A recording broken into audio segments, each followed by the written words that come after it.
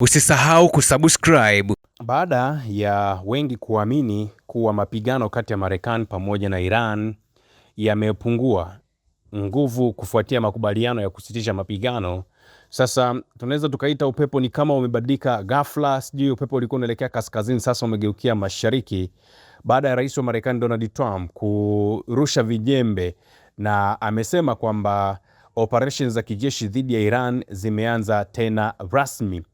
Na hii kauli ambayo imetolewa na rais wa Marekani bwana Donald Trump sio zile kauli ambazo amekuwa akizitoa kupitia katika mitandao ya kijamii. Hapana, hii ameizungumza na rasmi baada ya kutuma barua katika lile bunge la Marekani, Congress, na amelifahamisha kuwa jeshi la Marekani limeanza tena kile ambacho amekita ni mashambulizi ya kujihami ambayo yanalenga kuishambulia Iran katika eneo hili. Na hii inakuja wakati kukiwa kuna mjadala mkali sana ndani ya Marekani kuhusu mamlaka ya rais kuanzisha au kuendeleza vita bila idhini ya Congress. Kwa hiyo kwa mara ya kwanza kabisa Rais Donald Trump ameamua kutuma barua kwa Congress kwamba sasa ni rasmi, Marekani imeanza kufanya mashambulizi au kupigana na Iran.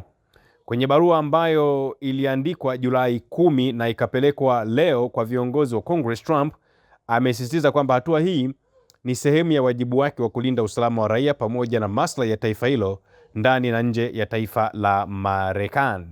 Lakini kitu ambacho kimekuwa ni kama surprise kidogo ni ule msimamo wa ikulu ya White House ambayo inadaiwa kueleza kwamba tangazo hili linaipa serikali ya Trump muda wa siku 60 kuendelea na operations za kijeshi dhidi ya Iran kabla ya kuhitajika kupata idhini rasmi ya Congress kwa mujibu wa sheria ya Marekani ambayo walianzisha mwaka 1973 ambayo inafahamika kama War Powers Resolution, ambayo inasema hivi: rais wa taifa hilo akiandika barua kwenda kwenye bunge kwa maana ya Congress akitaka labda kuanzisha operation kwenye eneo fulani, basi barua hiyo hata isipojibiwa ndani ya siku 60, rais aliyetuma barua hiyo atakuwa ana ruhusa ya kufanya mashambulizi ndani ya muda wa siku 60 tangu alipotuma barua hiyo kwenda kwa bunge. Sasa sheria hii inamtaka rais wa Marekani kusitisha matumizi ya majeshi katika vita baada ya siku 60 ikiwa Congress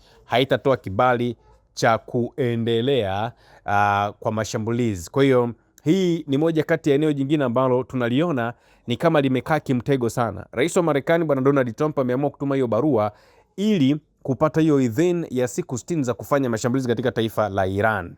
Na hii inakuwa imekuja sasa ikiwa ni miezi michache tu baada ya Trump kulitaarifu Congress kwamba operation ya awali dhidi ya Iran ambayo ilipewa jina la Operation Epic Fury ilihitimishwa kufuatia makubaliano ya kusitisha mapigano yaliyofikiwa kati ya Marekani na Iran tarehe 7 Aprili mwaka huu. Hata hivyo, matumaini ya wengi yalikuwa ni kwamba pengine sasa labda Marekani pamoja na Iran wangeweza kusitisha mapigano, lakini kwa bahati mbaya sana makubaliano ya kusitisha mapigano ya pamoja kwenye ile hati ya makubaliano, kwa maana ile tunaita MOU, Memorandum of Understanding, ambayo ilitiwa saini kati ya Marekani na Iran tarehe 17 Juni, yameharibika baada ya mashambulizi kuanza tena wiki iliyopita, na kila upande umekuwa kimtumu mwenzake kuvunja makubaliano, kwa maana ya Wairan wanailaumu Marekani kwamba imekiuka makubaliano.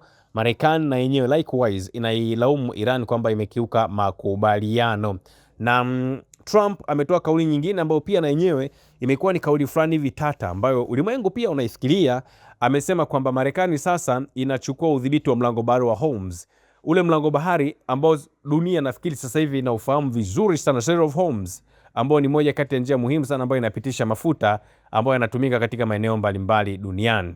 Na rais wa Marekani bwana Donald Trump alichapisha mabandiko yake hayo sasa kwenye mitandao ya kijamii. Hasa anatumia sana Truth Social, ambapo huko alichapisha mabandiko ambayo yanasema kwamba Marekani sasa inaye ruhusa ya kumiliki au ya kutoza ushuru wa asilimia kama 20 kwenye meli zote za mafuta ambazo zitakuwa zinapita pale katika bahari ya Strait of Hormuz. Sasa jambo ambalo tumeona UN wameligomea, Iran wenyewe wameligomea na na Iran wamekuja na jambo moja ambalo nimelipenda sana. Yaani wakati Marekani wakisema Muiran ni kama mtu ambaye anautumia ule mlango bahari wa Hormuz vibaya. Iran wamemjibu Marekani kwamba yani hicho ambacho unakisema wewe bwana Donald Trump, aliyekuwa anatakiwa kukitilia sign kwamba sasa hivi kisiwepo tena tayari umeshamuua.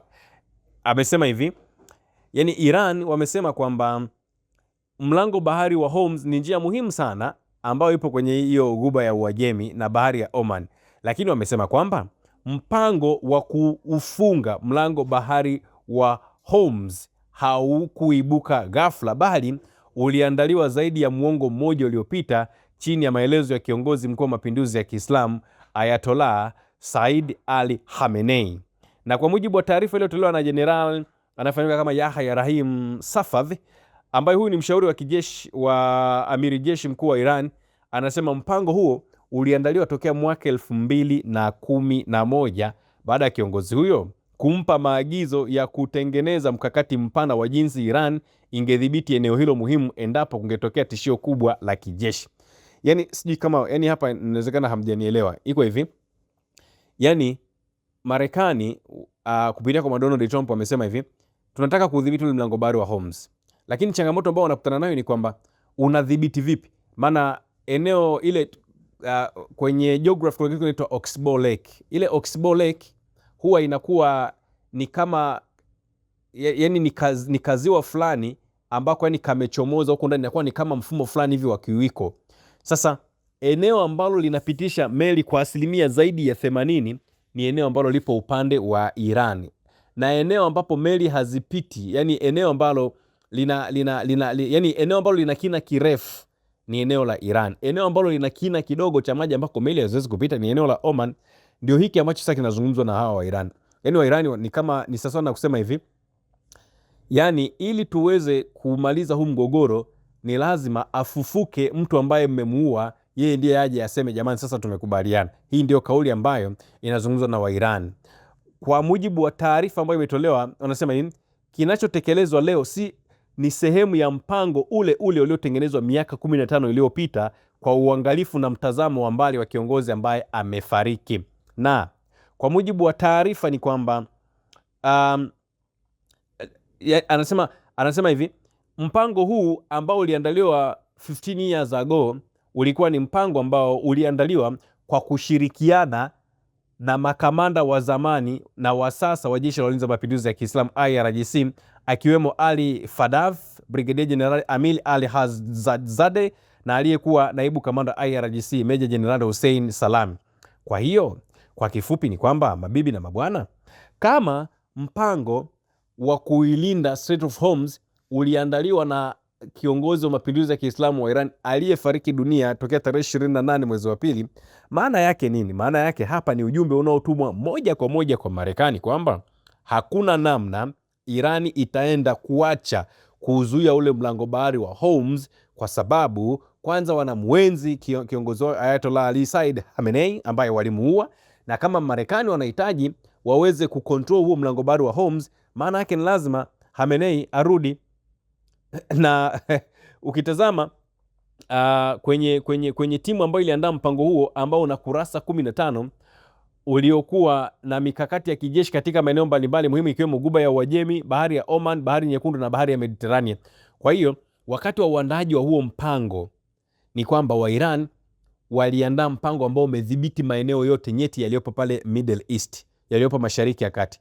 Yani wanasema wanadhibiti ghuba ya Uajemi yote, wanadhibiti bahari ya Oman, wanadhibiti bahari Nyekundu na wanadhibiti bahari ya Mediterania. Kwa hiyo kama ikitokea leo Marekani anasema amedhibiti Strait of Hormuz, maana yake ni lazima aende akadhibiti bahari ya Mediterania ambayo na yenyewe ipo chini ya Iran. Aende huko kwenye hilo eneo la bahari Nyekundu, aende hiyo bahari ya Oman na maeneo mengine, kazi ambayo kwa kiwango kikubwa inaweza ikawa ni ngumu kupita maelezo. Cha msingi ambacho wa Iran wanasema let's get back to the memorandum of understanding signed the past 15 years ago. Hiyo ndio ambayo inaweza ikatoa hatma ya nini ambacho kinaendelea kule Middle East. Usisahau kusubscribe, like na kubonyeza alama ya kengele. Asante.